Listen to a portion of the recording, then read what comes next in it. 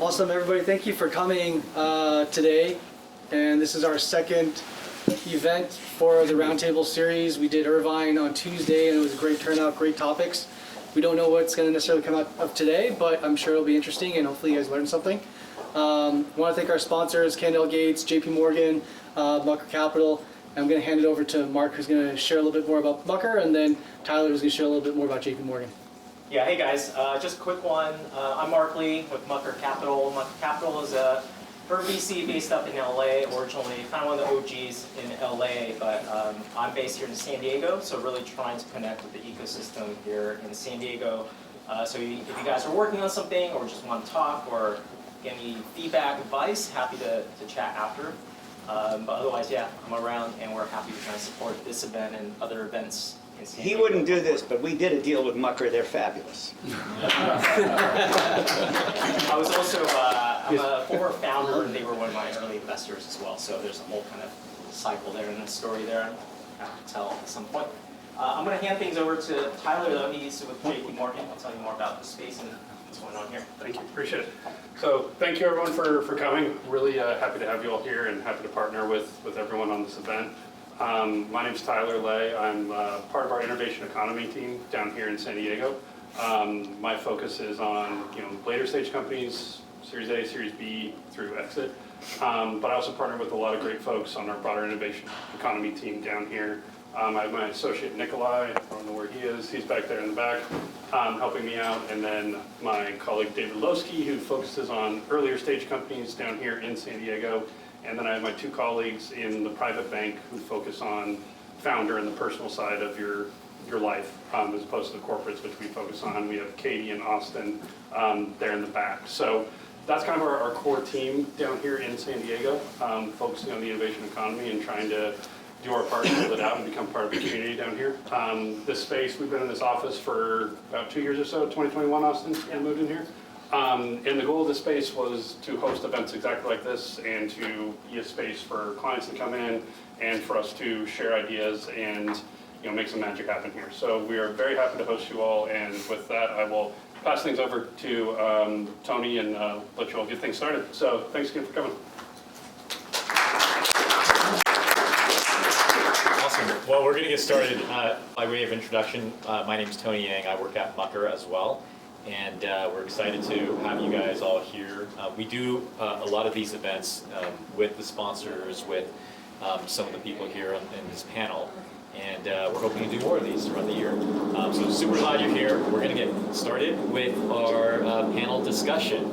But before we start with the grilling of questions, why don't we go down the line and if you can introduce yourself, tell us a little bit about the startup or organization that you're with, what stage you're at, how much funding, your bank account statements. No, I'm just kidding. But yeah, just give an idea of what you're working on and what was the inspiration for why you decided to pursue the venture that you're currently working on. So why don't we go this way? Let's start with you, Khai. My name is Khai Nguyen. I grew up in Long Beach, California, but I've traveled around the world. I've spent 15 years on Wall Street. About 5 years ago, we started the first roll-up of I think one of the biggest roll-ups in the U.S., which is acquiring gymnastics facilities across the United States. So essentially, we're acquiring an entire pro sport. I bought my first gym in 2019, and then self-funded it, and then built out a team. I think during COVID, I raised $5 million. We bought several gyms that were crushing it pre-COVID at pennies on the dollar, and then we just did our Series A, which is about $17 million. So fast forward to now, we're essentially an acquisition and operations company with 5 subsidiaries.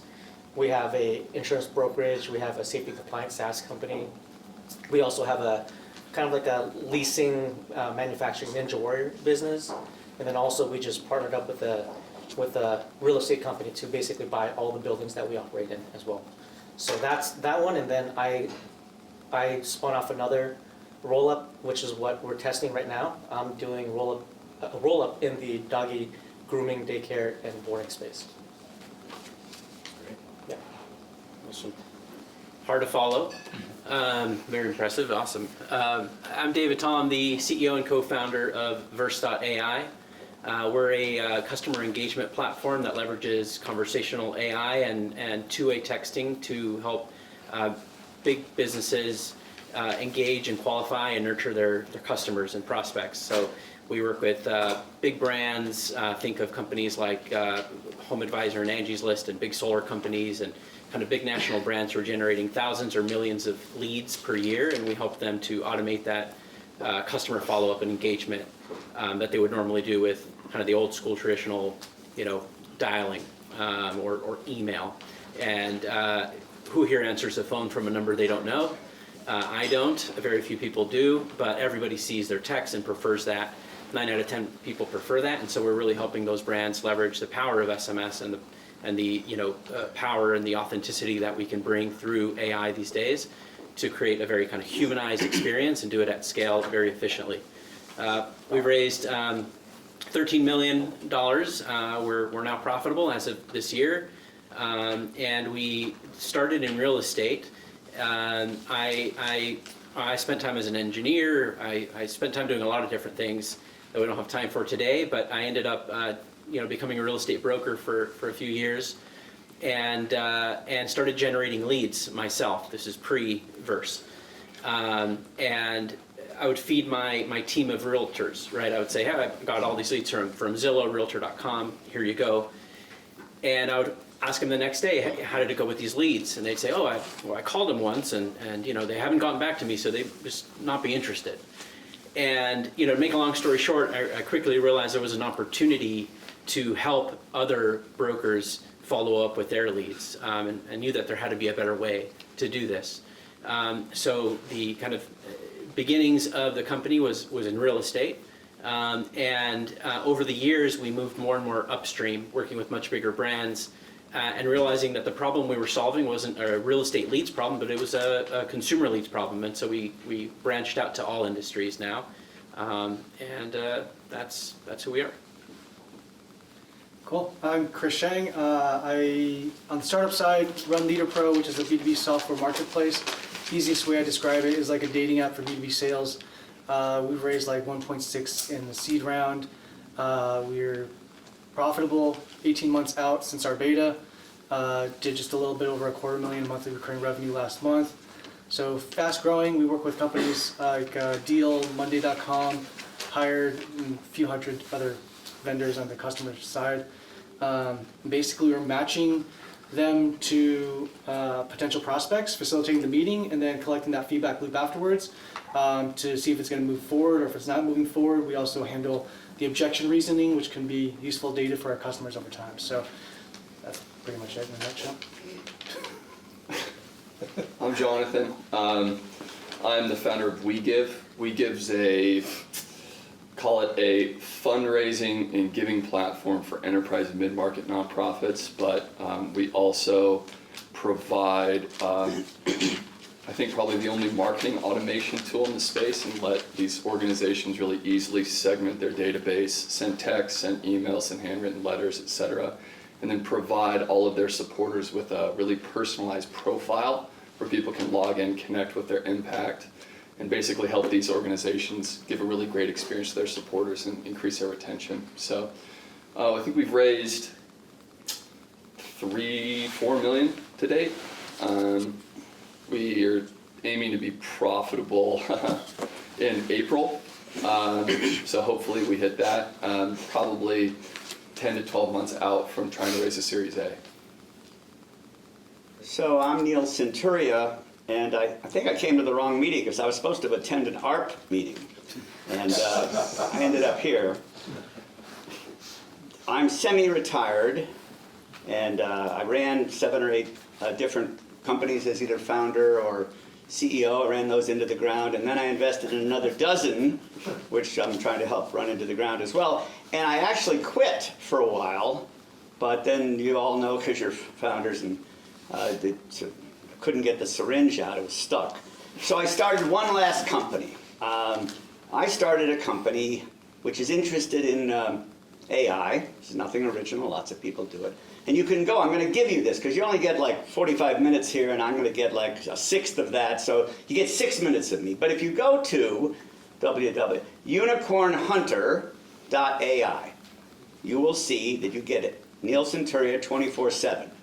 I got challenged and created my own bot. Instead of writing about AI, I write a column in the Union Tribune, that's a newspaper. Does anybody get a newspaper in the room? Just curious. No, of course not. Digital. No, but nobody gets a piece of paper thrown in the driveway of your apartment house or house, right? Fine. You got two? I do, but I didn't subscribe, so I want to tell them stop sending it.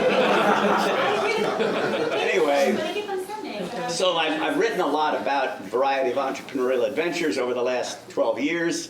My wife, Barbara Bree, and we have 600 columns. You can find them. Here's what was interesting. Instead of writing about AI, I decided to do it.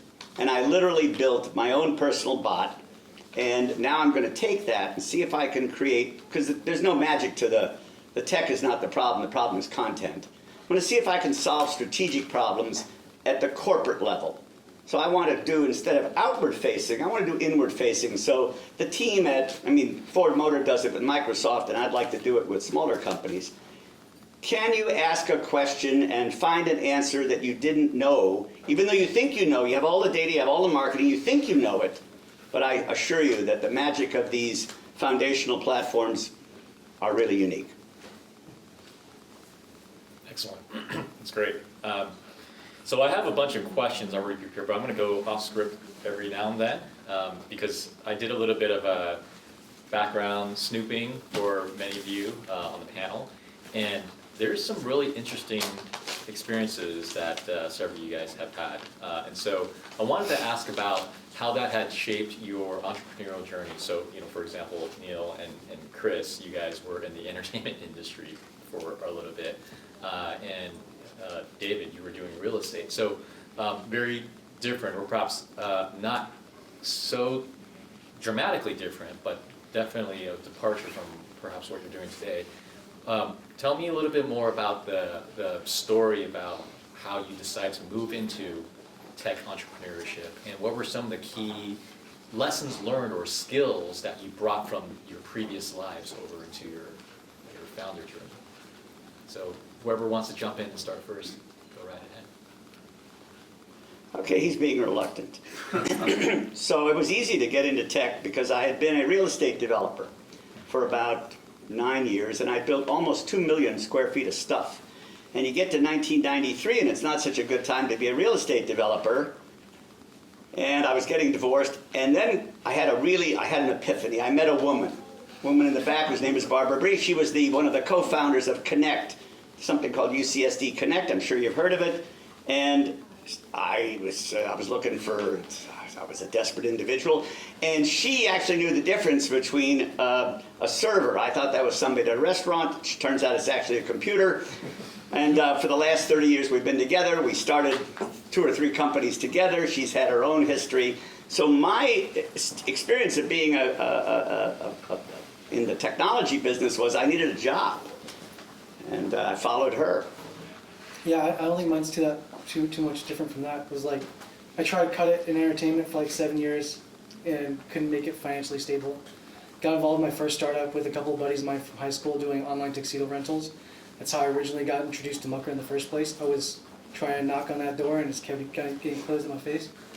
And then we were lucky enough to kind of like exit to our white label partner in about a year's time. But that was a rough period because we were like very bootstrapped, not paying ourselves anything. I was driving up and down the coast. We were trying to partner with high schools to do their formals and the proms and stuff like that. So I ended up getting shingles, old person's disease, and Careful of that word, old. So, well, relative. Yeah, and then I ended up sticking around in the startup world, and fast forward, I guess like 9 years later, like this is where I'm at. So I would say, I think like a lot of like people in entertainment and just creative in general like are natural entrepreneurs. I think just at the end of the day though, they probably are betting on, a lot of times they might be betting on the wrong horse, which is themselves, and ego gets in the way. But a lot of the soft skills of handling rejection, knowing how to use storytelling as a way to sell yourself. Like, I think those are great like traits to have. Thick skin and those kinds of things, and it's kind of those are the natural, I think, soft skills that you're looking for in a founder or an entrepreneur. So. I'll add, you know, I think for me, I always had kind of, you know, big visions of being, you know, kind of having a, you know, big company and doing big things, having a big impact. And for me, when I got into real estate, it was kind of between different things I was trying, and I didn't intend to kind of stay in that world for too long. But I thought, oh, I'm going to make money as a broker, and then I'm going to do something. And along the way, you know, I stumbled upon a big problem, which was how are, you know, there's 2 million real estate agents. How are they all following up with leads? I'm having trouble.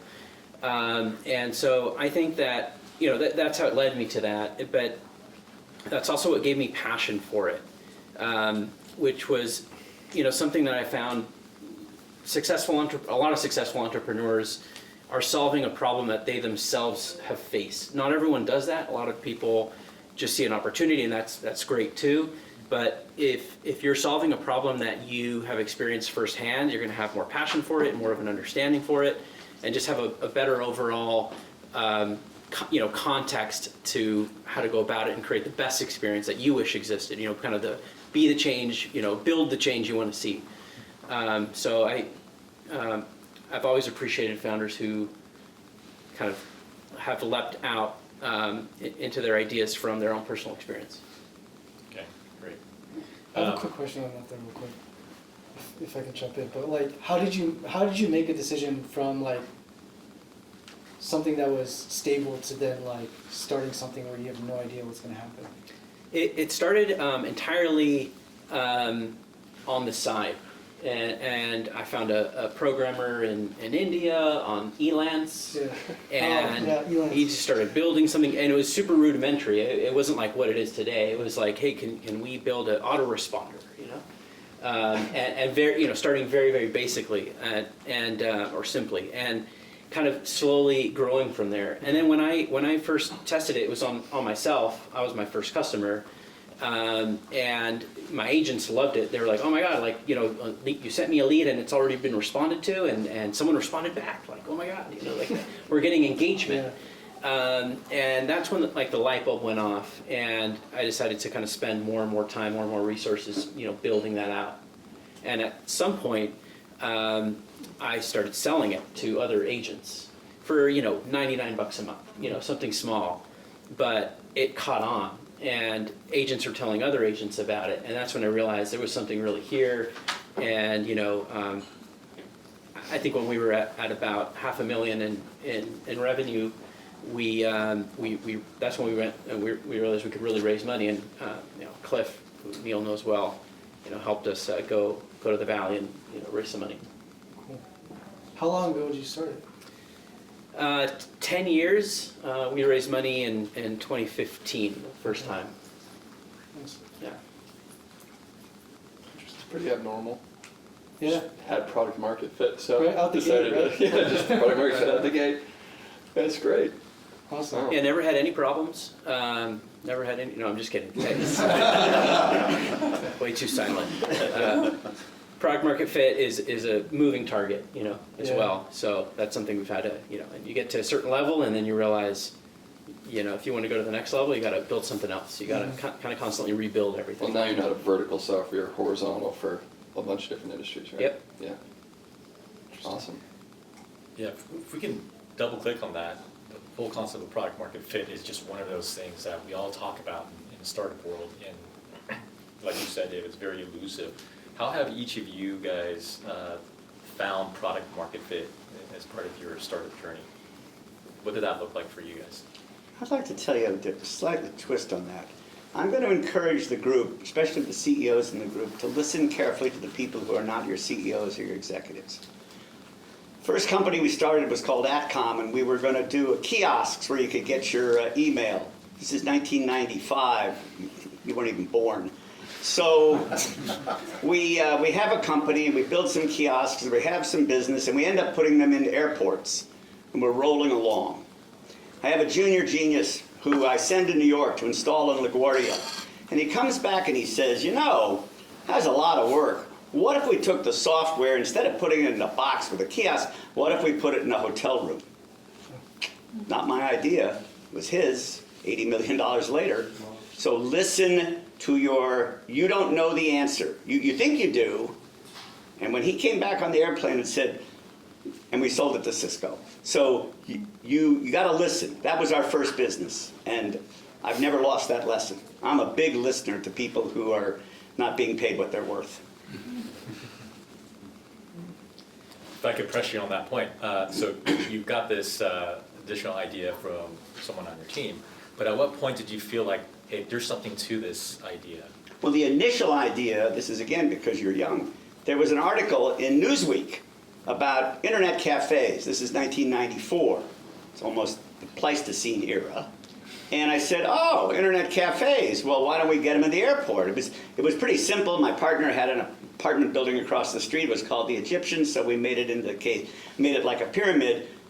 It wasn't until we understood that that business, which was hardware and complicated and approvals, would never scale the way there were 300,000 hotel rooms that came up for an RFP, which we competed in.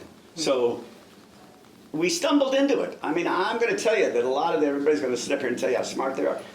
Luck is a big factor, but don't discount good fortune, and don't take it for granted. Any other comments about product market fit? Well, yeah, I mean, I as I think about it, you know, and Chris and I both work as growth advisors as well for a number of companies. So a lot of times I feel like all we're talking about is product market fit, pretty much, trying to find it.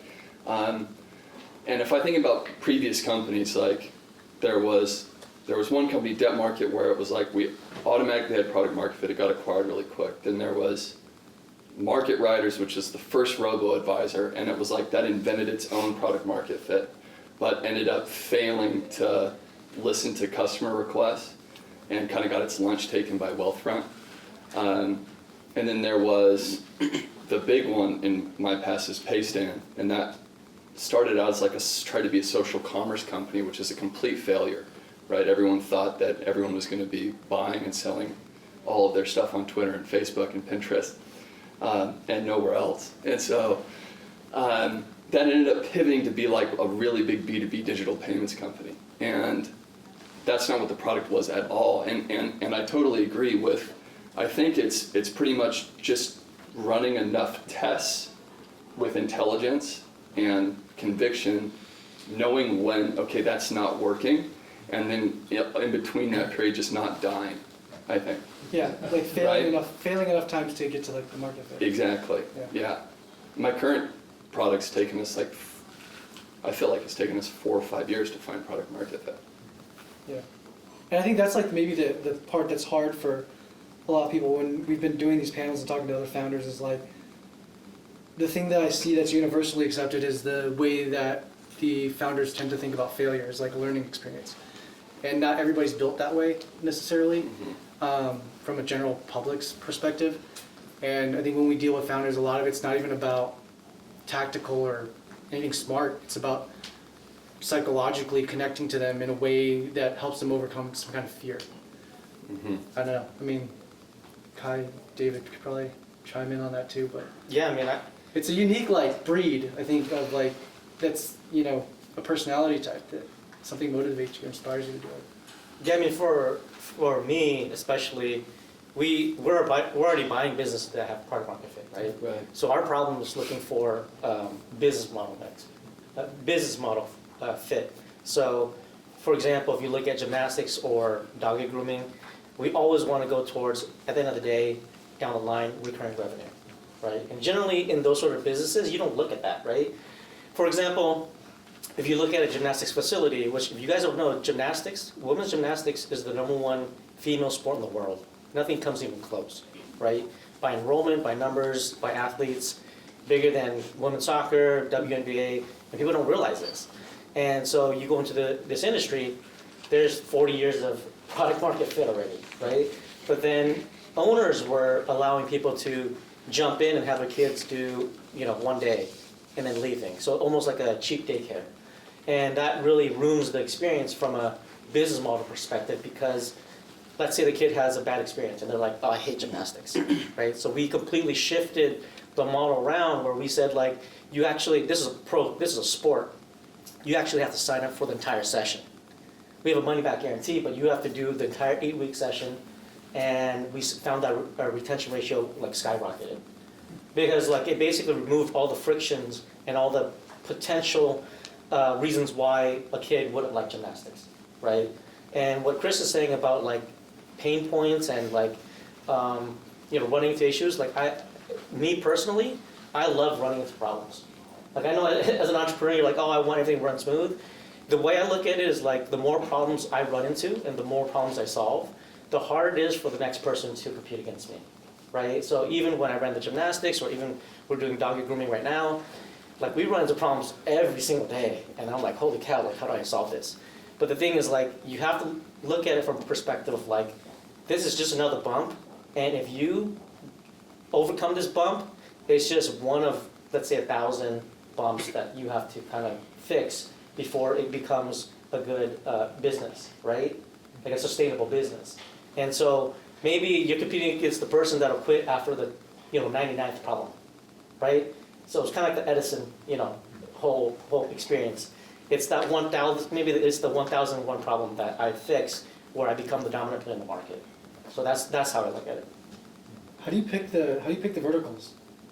Because like gymnastics, then doggy grooming, and you're changing almost like the historic business model of it to then make it, healthy cash flow, right? I know you talked to me about this before. But Yeah, well, it's different. So I mean, there's very basic like guidelines that I look for because my Wall Street background is like sell-side analyst, right? You're kind of very top-down, and I think a lot of people in the acquisition space or just buying businesses don't have that background. So like, obviously, if you're buying a business today, you had money to buy a business. You're like, okay, you remove all the low probability businesses, right? Like restaurants, bars and clubs, out the door, right? But what's being sold right now, those are the biggest line share of what's being sold in the market right now, right? So you're already like you're already at a disadvantage. So the way I look at it is like I look for a service business that is like I see has to be recession-proof resistant, inflation-proof resistant, aging ownership group, enough deal flow that you can actually become the dominant player and make it worthwhile. Demographically in areas that are growing. So we're in 6 different states now. We started out with Goodyear, Arizona. I had no idea where Goodyear was when I bought it.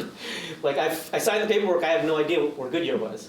But Goodyear and Buckeye were like 2 of the fastest growing cities in America in like 2 years in a row, right? And if you look at those stats, you're like, that's insane, that's already stacked in your favor, right? Because if there's a growing population and it's low rent, you're already, why would you do business in California when you can do it in Arizona, right? Yeah. Automatically. So like it's a very top-down analysis when you think about it like that. And then you just go into things that you have experience in, opportunities on the market, and then where you think like you can actually make complete shifts in the business model over the long term.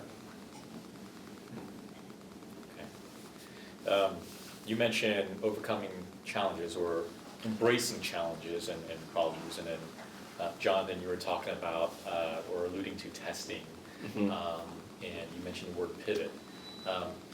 What are you guys' thoughts around knowing when to pivot or when to continue pressing forward in a certain direction? I know. Actually, I'd like to poke at that. Okay. I'd like you to think about when to quit. So there's this kind of principle of they tell the founders, entrepreneurs, never give up. I'm not there. I think one of the things you owe the investor is an honest accounting. I don't mean balance sheet. We had before the AI business, which actually is, I think is going to work, but the previous business was a failure. I'll give you the real numbers. We raised $1 million, and we blew through $750,000, and we could not find a customer. We were sure we had it figured out. It was nonprofits, it was digital tokens, it's NFTs, it's a flywheel. We were really smart, and we were wrong. And we sent back $250,000 to the investors, and they'll invest with me anytime. So forever banging your head against the wall, if it's not right. Pivoting is nice. We pivoted 4 times. Every time we pivoted, we didn't have anything. Here's a customer. There were no customers. For what we built, there were no customers. So we pivoted. But I'm telling you, if you want to have long relationships with guys like Mucker and guys like me who write checks, treat your investor with like your favorite uncle. Tell them the truth, and if it isn't working, send them back the money. How'd you know though after the 4th time? Without like. I had the police at the front door. Fair enough. But there wasn't like any because you said you did pivot a couple of times before. Well, look, you we actually went called to. it quit. Let me be more. I'm going to give you a more direct answer, which is pivoting is not forever. That you can't. You talked about doggies, or there are verticals. You pick a vertical. So we picked. We're going to do this. We're going to do art. We're going to do NFTs. We're going to do digital tokens. We're going to do nonprofits. We did politics. You go to 5 and you don't get traction. You know, it's like the famous story. If 11 guys tell you you're drunk, sit down. It's not unlimited pivoting. You don't get a check forever. Because remember, in fairness, 8 different companies, which means people have been dumb enough to come back to me again and again. There's a lot to be said for treating them with great dignity and respect. I agree with that. I'll also say that in the conversation around positive pivoting, I think when you hit enough of a wall where you're like, what do I do? This isn't working. Before you're at that place, I encourage you to take to really kind of think about, ask yourself the question, what would I do if I was starting from scratch? And that might bring a lot of really interesting answers. And so a couple examples I'll share. I mentioned we started off selling to real estate agents. Yeah. And it grew really quickly. But churn caught up to us very quickly because there were a million agents to go sell this to. It's a big market, 2 million agents. And a lot of them bought it. But they would generate leads 1 month and not the next. They would generate leads for 3 months and then shut it off for a year. They would become something else outside the real estate industry. So they weren't great long-term customers. But when you're just signing up a lot of people very quickly, you almost ignore all that because you're like, well, revenue keeps growing. Like, well, who cares? Well, it's going to go on forever. And then you hit the kind of the churn wall, the wheel, and we were stuck.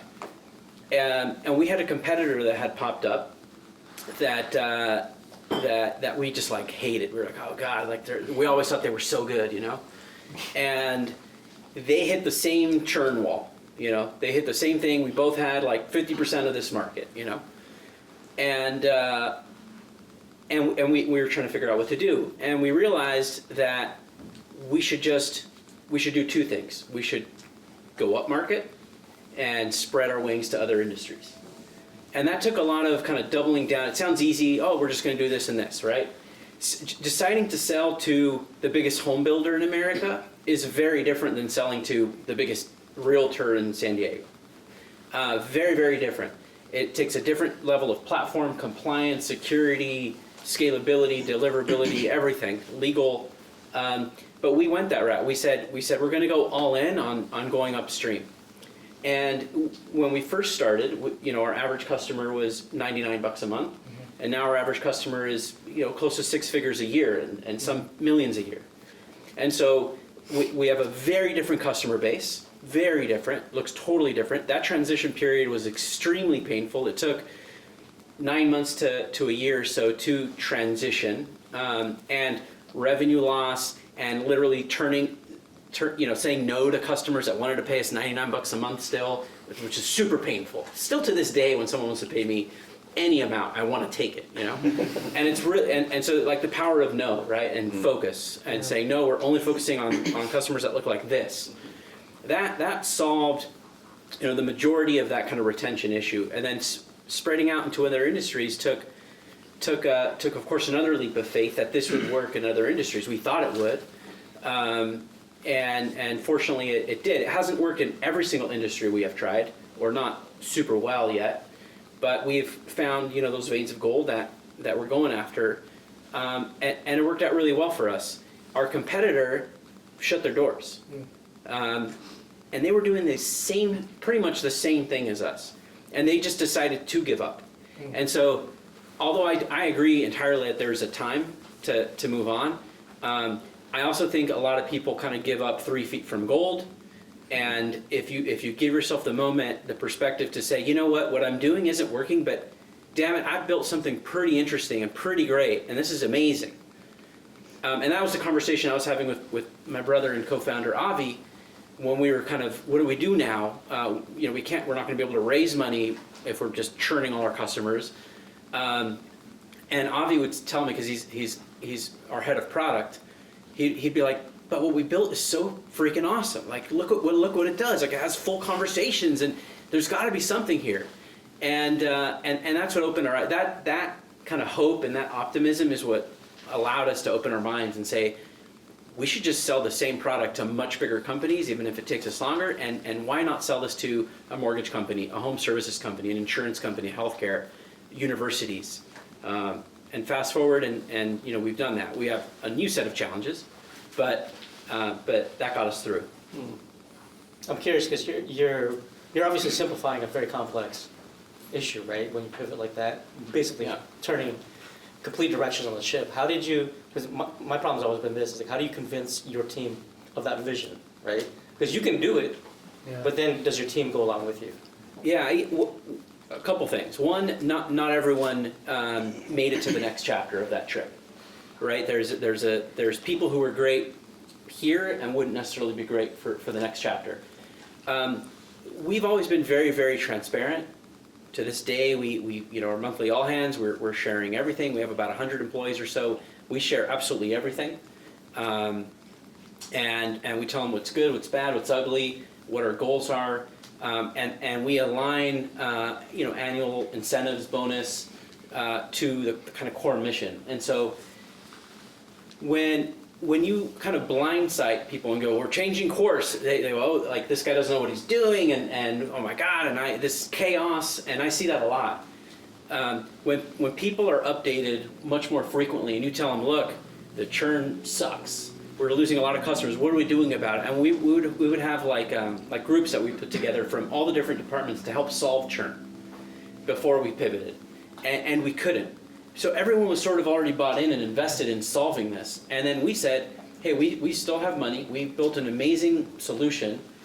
We're going to try doing this in other industries. And what we had were warriors who were like, yeah, let's go. Like, I want to go after mortgage companies. I want to go after, solar companies. And we had people that were really fired up. And a lot of those people are with us to this day. That's great.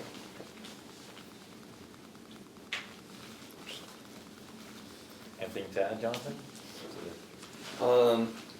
That's just really great way to contextualize a pivot. I think that maybe pre-Series A, like, most of the investors have invested in you, not your revenue and not your product. They've invested in you as a person and the quote-unquote theoretical TAM of the space.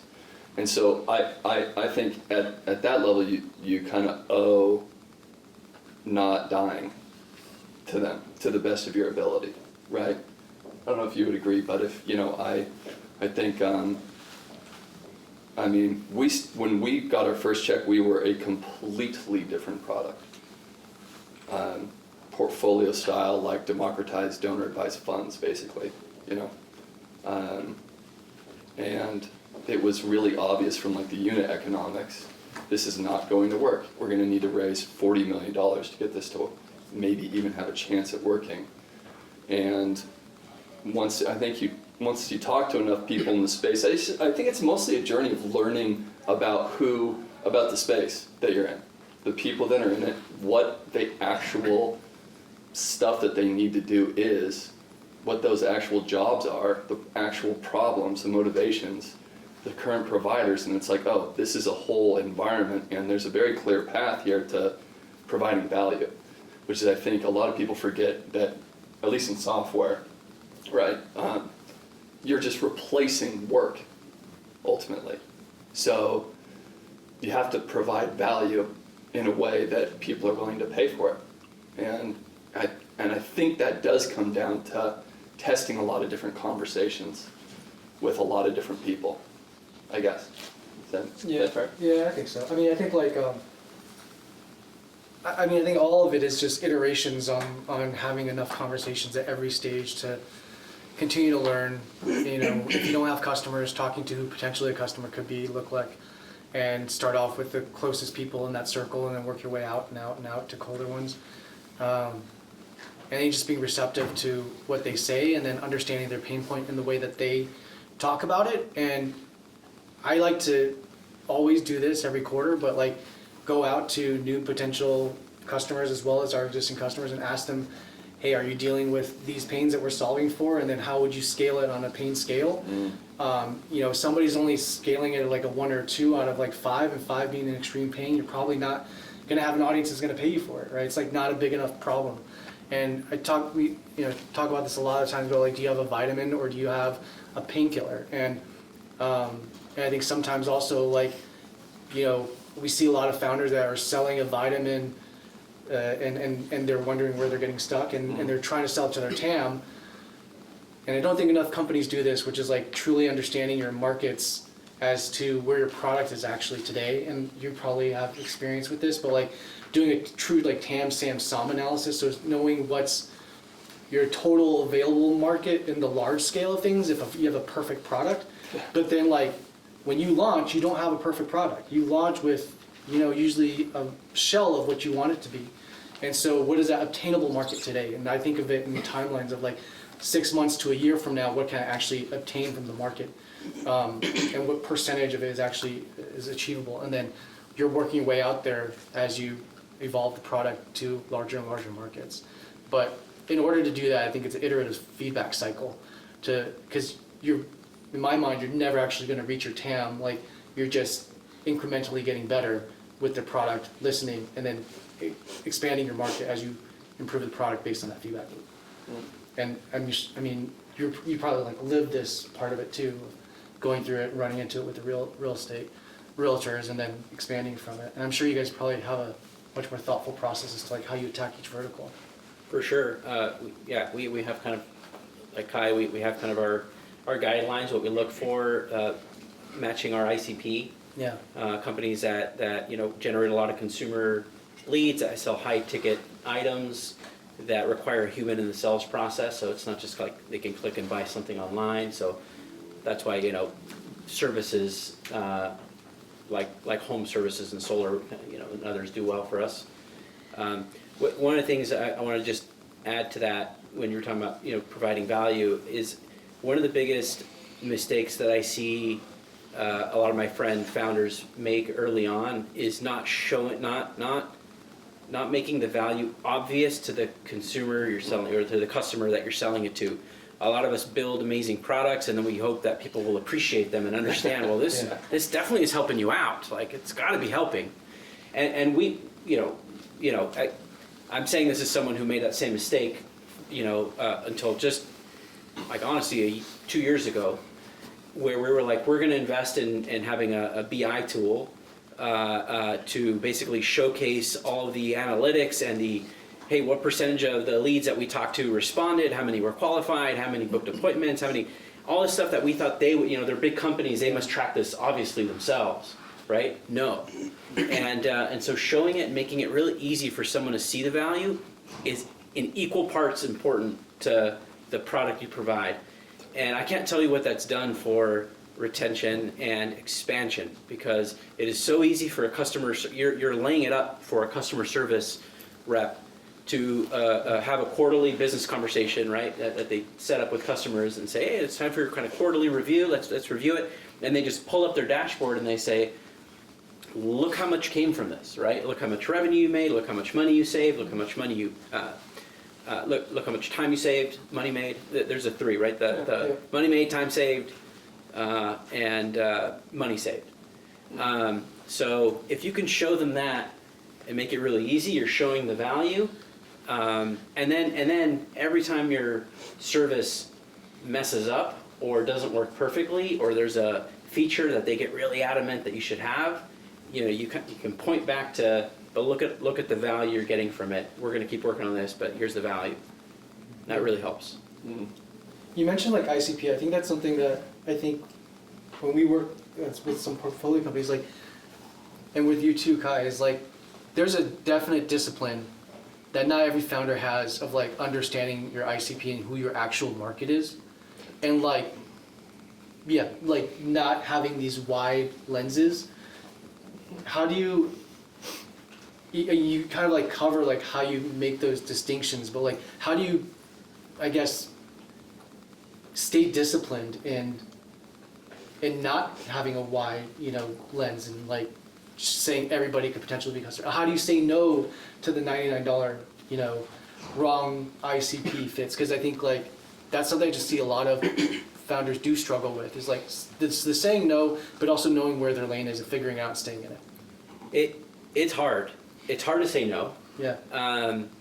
But you have to keep a long-term perspective and ask yourself, am I going to want this customer a year from now, or are they going to actually hurt my metrics a year from now? Right now it's going to be great for when I report my next board meetings next month. I want this extra revenue counted. But a year from now, you're going to be reporting higher churn because of them, or higher issues. We use the EOS traction. If you guys are familiar with that, I really recommend it, or any kind of operating model for your business.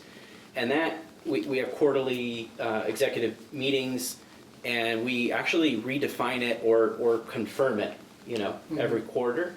And that, I think, helps kind of from a top down, everyone sort of recommitting to what that, and there's a lot more to what you're kind of committing to, values, ICP, goals and rocks and all the stuff that comes with it. But ICP is a huge component of that, and that helps. And we've narrowed it over time, not expanded it. We've actually continued to narrow it down. Yeah. And there's still a massive market. Yeah, makes sense. Because that's where you have like the tightest fit between the value you provide, right, and then that specific audience, and it's not getting derailed from that. And it's actually easier to tell a sales team, here are 200 people we really want to sign up. Yeah. Then there are 8 million people you can sign up. Go find the right ones. It's actually better to start smaller, nail that, crush that, and then when you're running out, hey, can I expand out? Can I start going after SMBs now and having a different approach to it? Now that I've have all the mid-market or enterprise, maybe now I can come down and support smaller companies again, have a different perspective on it, a different approach. It's a scary pivot, that narrowing your marketing and sales language. And I mean, that's what, not perfect examples, but Tesla started with the Model S, selling the really expensive sedan, right? And then they're going to kind of more mass market Model 3 and come out with the 2 and whatever. Apple, right? Super expensive phone, and then the C, and then others. And so I think people want to make sure there's a good product market. Uber, it was all black cars, right? It was like, I remember the early days was like getting picked up in a limo, and now you have UberX and everything. So I think there's something to that. Start niche, start small. Yeah, start whatever that niche means for you. I don't mean to be a downer, but what's ICP? Ideal customer profile. Oh, Yeah. No, it's a good. it is. Yeah, There's yeah. Mostly ICPs you're looking for tall people. So I know. So I mean, for me, honestly, like when we do acquisitions, like we have to know everything about our customers. Like I don't even go into a market unless I know everything, right? So I also used to run a $100 million venture capital fund, and when companies used to pitch me, and if I knew more than them in their market, it would infuriate me. Because it's controllable, right? Like what you understand in your market is controllable. It's like a resume. It should be impeccable. Why are you coming to me with a non-impeccable resume? Because everything is under control. So when I have conversations with like investors and stuff like that, I know more about this market than the investor ever will. Way too much. So when we did our gymnastics, when we started buying our first facility, we already had like over 100-page white paper on it, on enrollment over the last 40 years, how it does in market recessions and in inflation years, stuff like that. With doggy grooming, I mean, we're still continually writing that out, but I probably know more than probably 90% of the investors I talk about, unless they're specifically in like, dog vet space, they're doing roll-ups in there or something like that. But yeah, I mean, it's. What's an interesting stat in the dog grooming space? There's actually a couple. So It's one. what we wanted to know. Everybody wanted to know this, I know. So how it started was I generally sometimes invest in people, like startup companies, just to get access to the CEO, right? When I see someone really, really like brilliant, I'm like, hey, let me put 25,000 in here, and then you get access to them, right? So I invested in a company that was doing blockchain with pets. They were taking pet DNA and putting it on the blockchain, right? And then their health records is your records, right? And so you can actually turn on a button that sells that record and that data to pet food companies, right? And I was like, that's brilliant. I don't know if it'll work, but it's brilliant, right? So I invested in the company, and the first statistic he told me was in 2022, it was the first year in U.S. history that there were more dogs than kids 18 and under, right? And I'm like, okay, that's kind of an inflection point, okay? And so it kind of just stuck in my head for a long time, and then, after a while, I was like, let's look into this more, right? And that's how it kind of got started. So. How that company pan out? Which one? It's still going. It's still going. I think. I mean, it's one of a plethora of blockchain companies, right? But I think CEO's brilliant, whether it fails or not. He's raised a ton of money. So I think that's the underrated thing is paying or just getting connected to people that you want access to in whatever way possible. Yeah. So I was going to ask, because many of you guys on the panel are investors or work with investors, and so and I'm guessing that many of you in the audience, don't have that kind of insight or background. So being on both sides of the table, what are some of the key things that you felt like you were able to take away and kind of lift the blinds, so to speak, as entrepreneurs as well? Picking is the most difficult thing. I'm going to take it two sides. How you're going to spend your time is picking. But if you're writing checks, picking's really hard.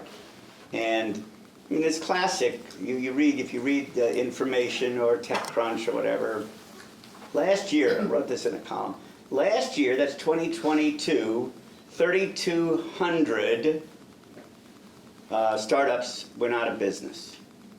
3,200, and I think 400 or 500 VCs closed. Picking's hard. You're sure, you get dazzled. So I'm going to spend a lot of time on picking. And then to echo what the others said, I'm really interested in the person. We taught a class at UCSD, and there was a guy in the class, he was a PhD student, and this is biotech. We invested in diagnostics. And he comes and he says, after the class, I really enjoyed the class, I'd like you to invest in my company. I said, no, good. He came back a couple months later, he'd refined the pitch, he had a little bit of this, I said no. Came back a third time, we said yes, and ultimately the company went public. Right? Now, in fairness, he is not the world's best CEO. He didn't listen that well. He a little bit got lucky, and so did we. I mean, let's be honest. But I bet on him close. I bet on better founders and been more successful. But what I liked the fact that he came back a third time and was willing, he said, to listen. He lied. This issue of advice, by the way, two things we didn't mention. You got to get a good lawyer. Not your brother-in-law who graduated from Blackbird Law School in Botswana. You can't do that. You have to get a real lawyer. They're worth what you pay. There's no question. And you really need to understand financing and greed. I mean, I'm telling you that you're going to get offers and you're going to say, well, my pre-money was, I'll tell you a quick story, no names. Guy comes to pitch me. And it's sort of in this space that I'm interested in. Two things he says for which you got to, what was your pre-money? He says 30 million. How many customers? I have maybe 100. Do you have any revenue? We have 100,000. 100,000 revenue, 30 million, that seems reasonable. He says, by the way, it's a $400 billion business. Okay, that's interesting. I'm not willing to throw him out yet until he says, I plan to stay with this company for the rest of my life. Goodbye. Don't fall in love with anything or yourself.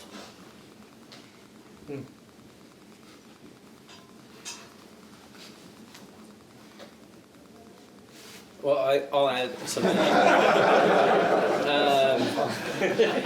As someone who had a very bad pitch deck for a while, I was sure we had a great idea, and we were already, making some revenues. We were kind of at that about $500,000 in annual revenues in 2015 or so, and everyone just kept saying no, and I was like, what is it? So I got advice from a person who was just a friend at the time, Cliff Borough, and we went to pitch him, my brother and I, and we went to his office, and I think, Neil, maybe this was the same office you guys were in La Jolla, and he's quiet the whole time. We give him the pitch. I'm like, I nailed it. Like, I'm feeling really good about that. Close off, and so, what do you think? And he's just like, that was the biggest piece of shit I've ever seen. He was so honest. I don't know if there's a family show, if I'm allowed to say that, but he was so honest. And then he went through it, of course, and told me why. And he was just so right about everything. And the whole time I was just trying to pitch the product, just pitch how awesome what we built was.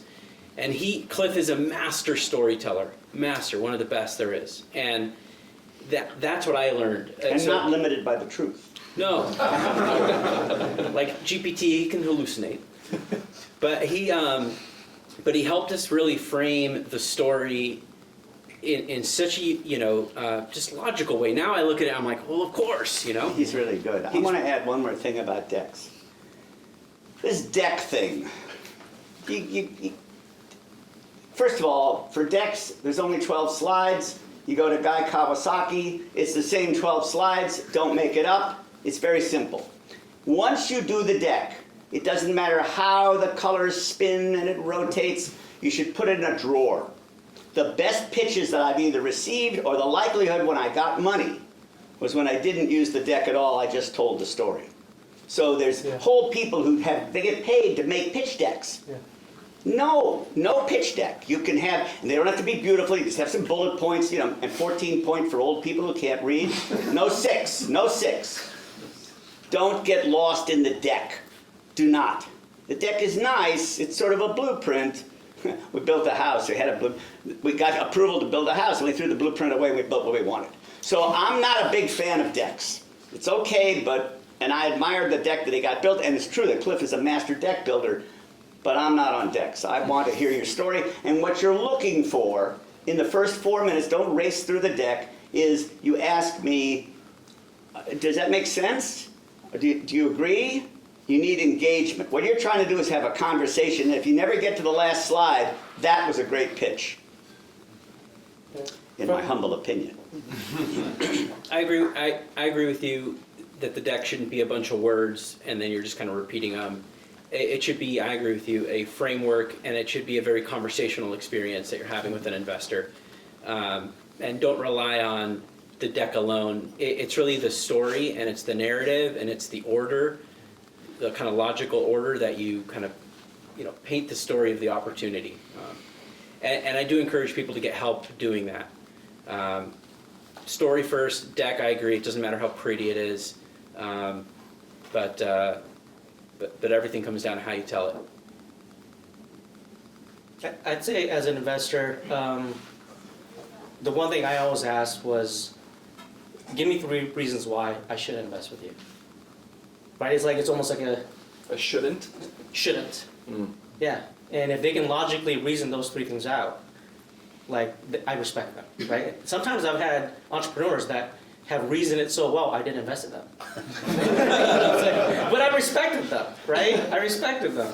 because their reasoning were so good. You're like, you're right. Like I should invest in it, you know. So that's on that side. I think that's one of the things I always ask entrepreneurs because it does throw them a little bit off and makes them really think on how it feels to be in my shoes, right? On the capital raising side, I've been raising capital for 25 years, and people are always like looking for that silver bullet, and there's no silver bullet, right? I'll give you one example. I interned for a hedge fund when I was like 17, 18, and made the fund a lot of money. We were buying demutualized insurance companies before they demutualized, right? It went IPO. Made a ton of money, became good friends with them over time. 25 years later, have the gymnastics gym during COVID, raised $5 million from him in 3 weeks, from start to close.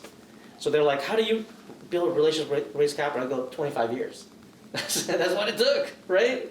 Like, you're out of your mind if you can't think like that, right? And you expect to raise a lot of money.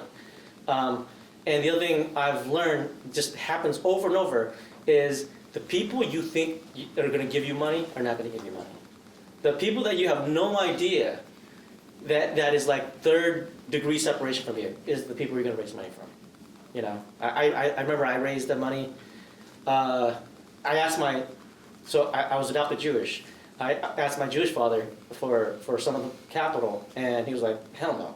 And everyone was like, that was a sure bet, right? And I was like, I told you.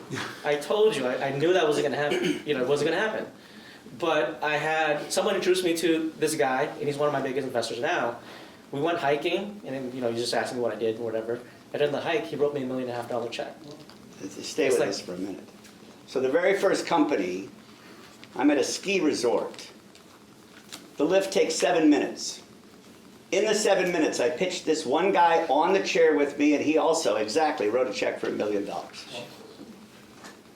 You don't get a whole elevator ride, you get a ski lift, 7 minutes, me.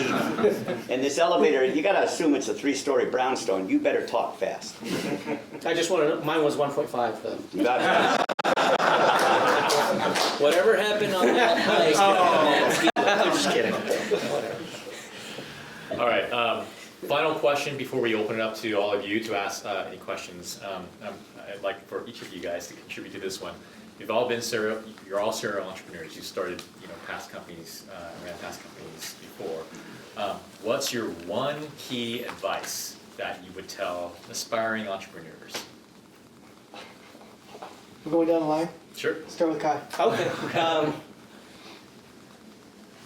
I'll have two, but the one is, I think people overlook this, is your team is everything you build around your company.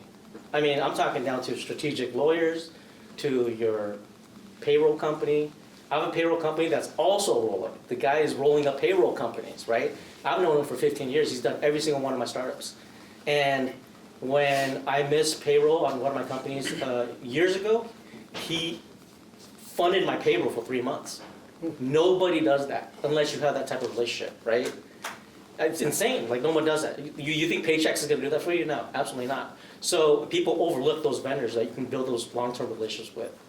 And I really respect that loyalty, right? Because they treat you right. They're always going to be there where you're like at the worst, right?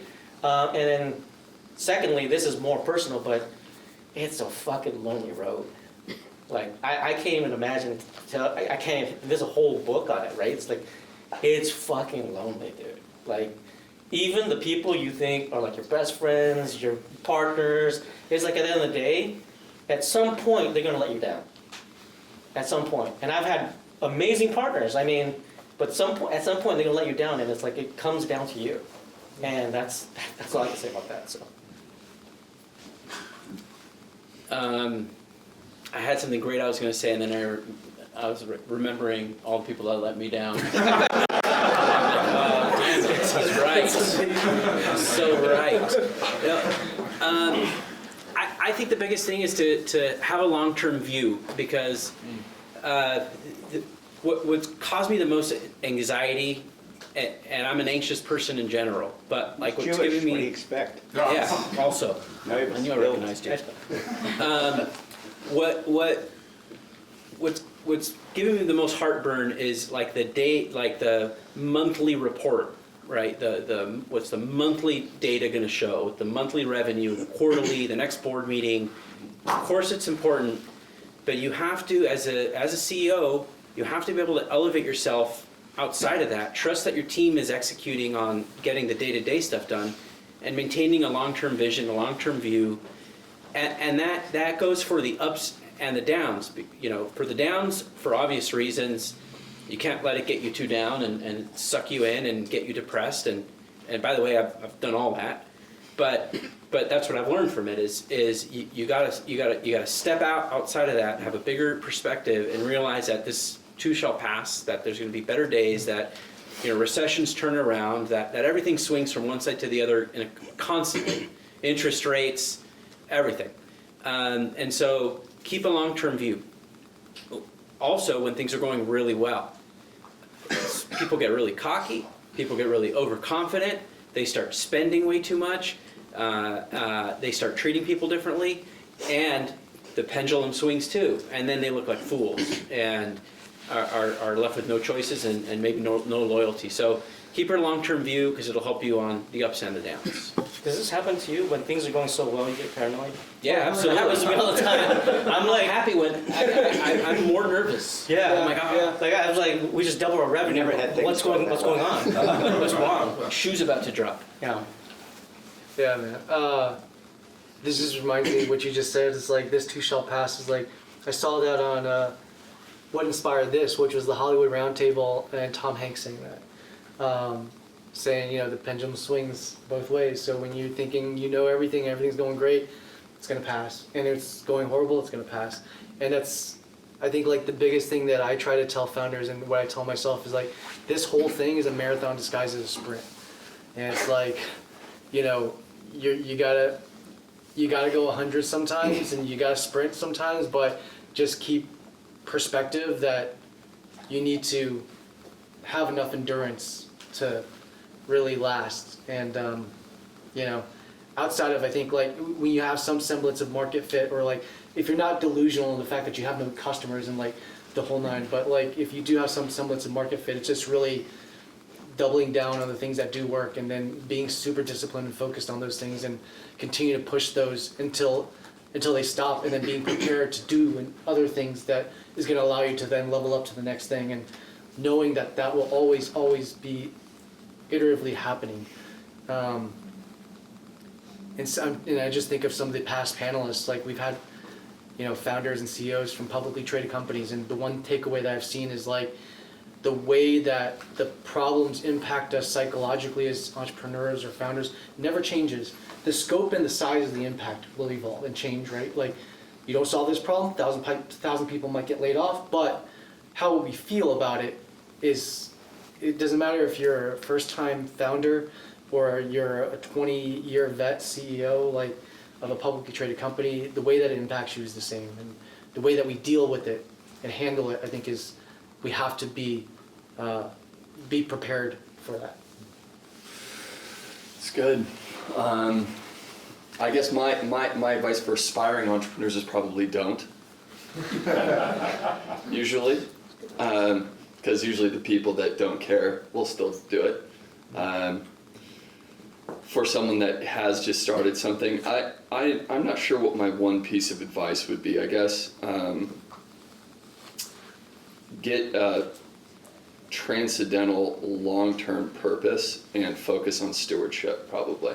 I think a lot of people are focusing on trying to make money or make this thing happen versus when you actually have an opportunity in front of you and you're going after trying to add value in a certain segment.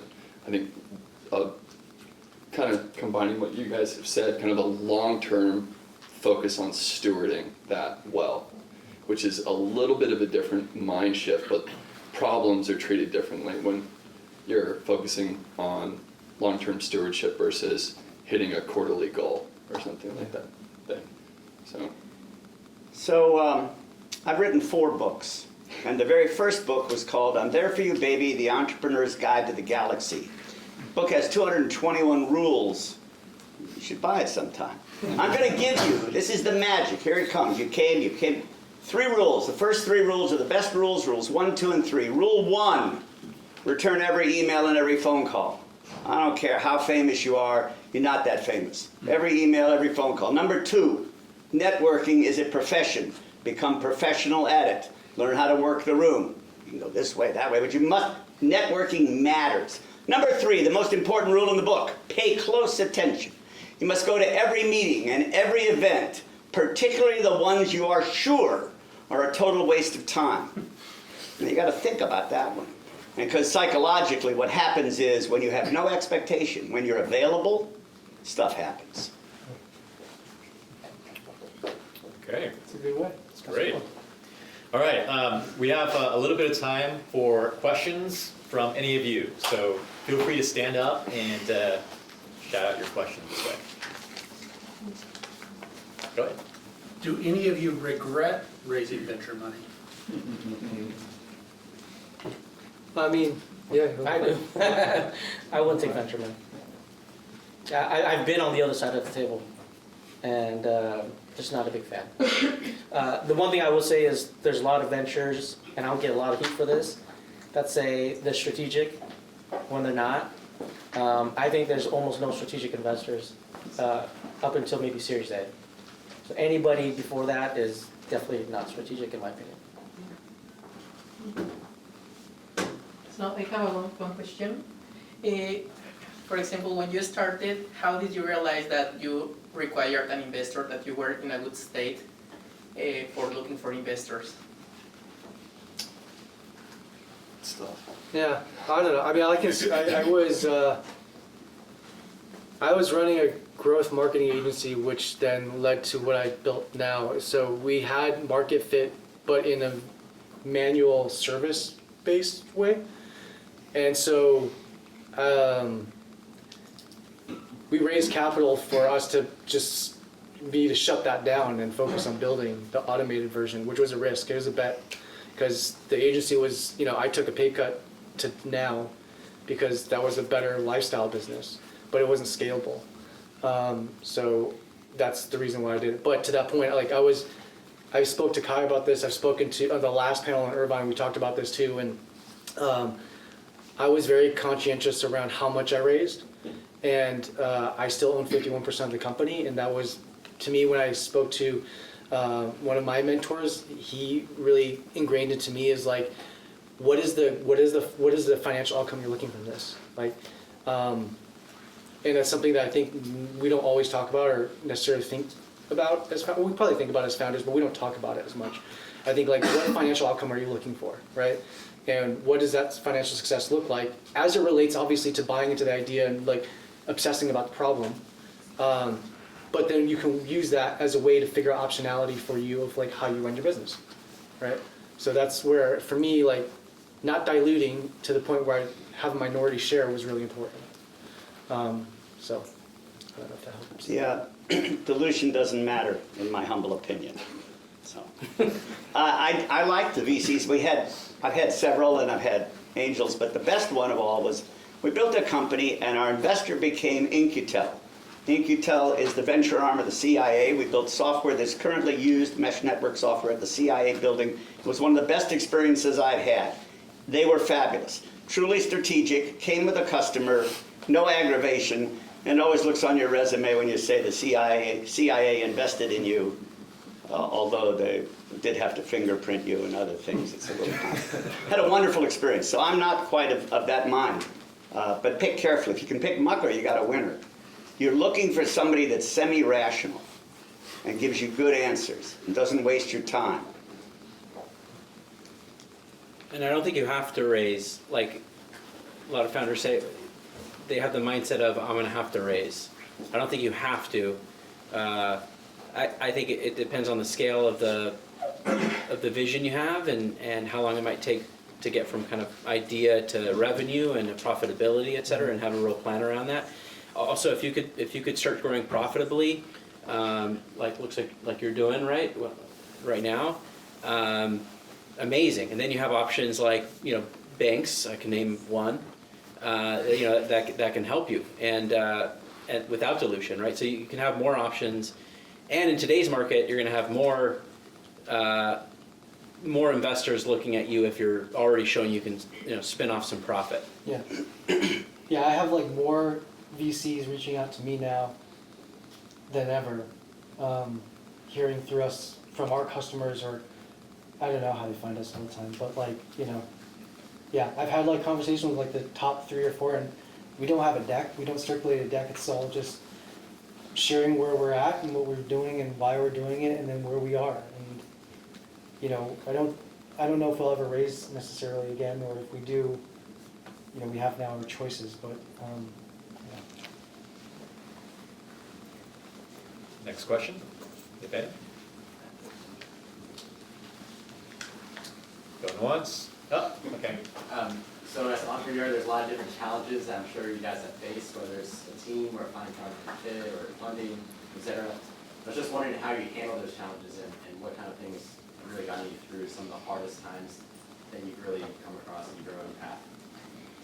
I'll take that. Get a mentor. There's no question. You think you know what you know, and you know some of it, but you don't know it all. Get a mentor. Not your brother-in-law. A real mentor.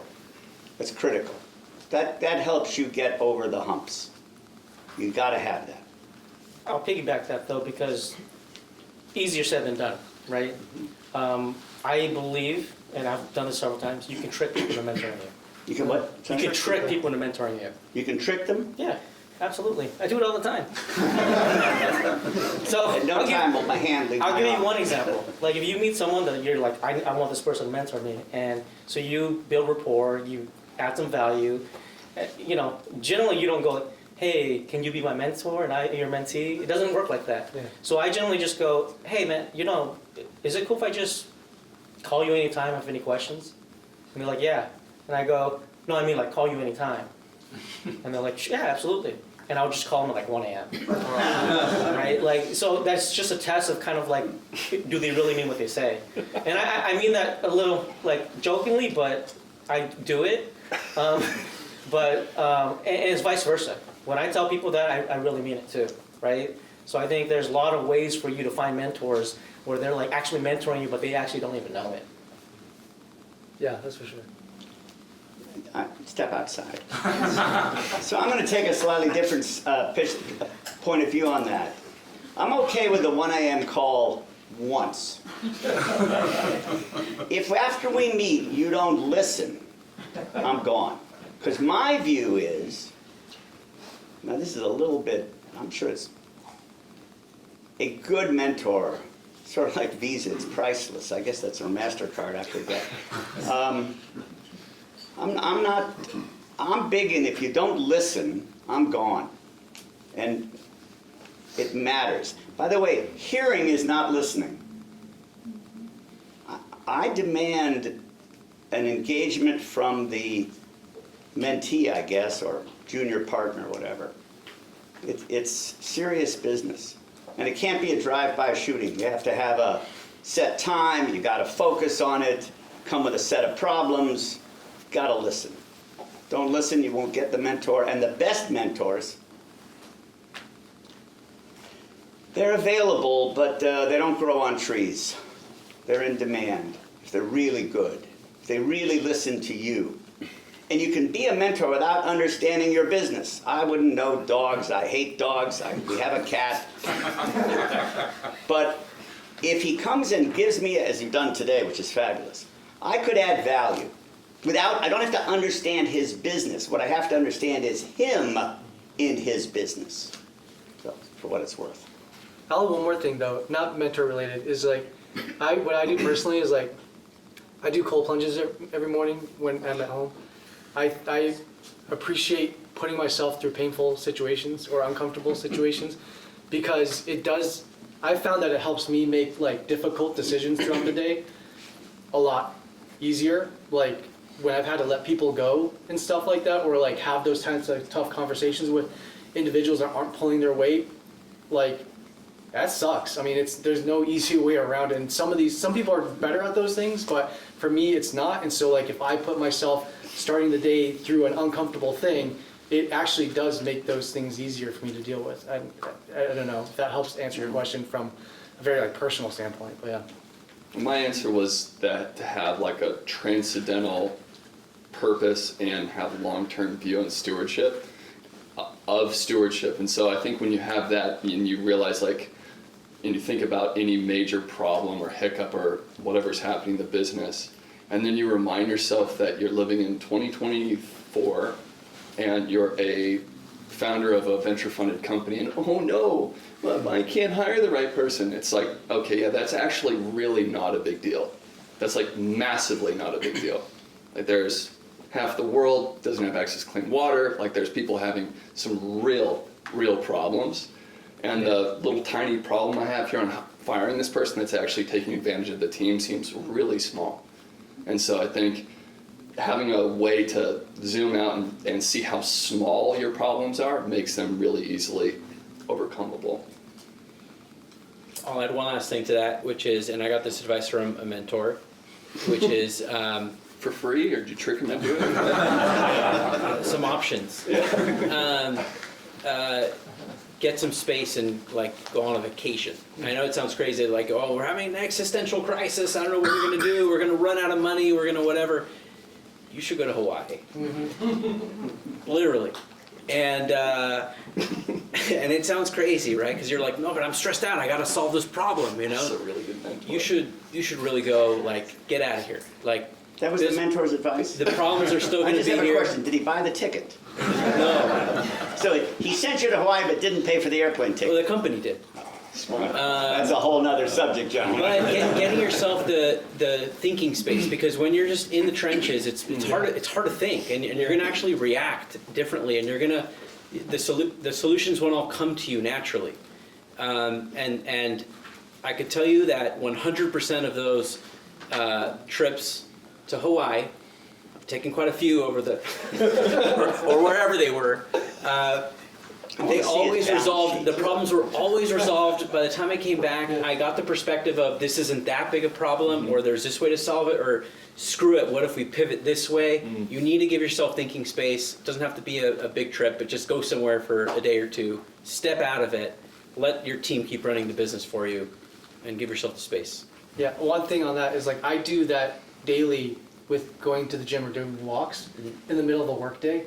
Intentionally, like from 1 or 2 o'clock for an hour or two, I will do that. But I also then work afterwards, and I'm solving into the evening. But when I've done that, I find that that's when I'm like I could be at the gym or going for a walk, but the disconnect then allows me to solve it in my mind, take the notes, and then go back and then fully execute.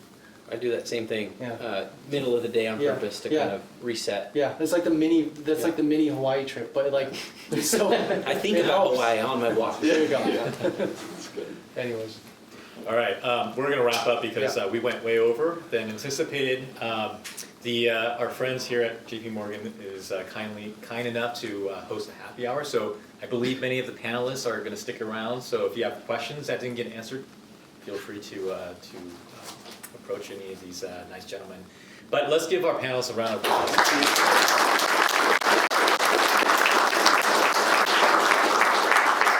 All right, so I guess. Thank you guys. Thank you guys.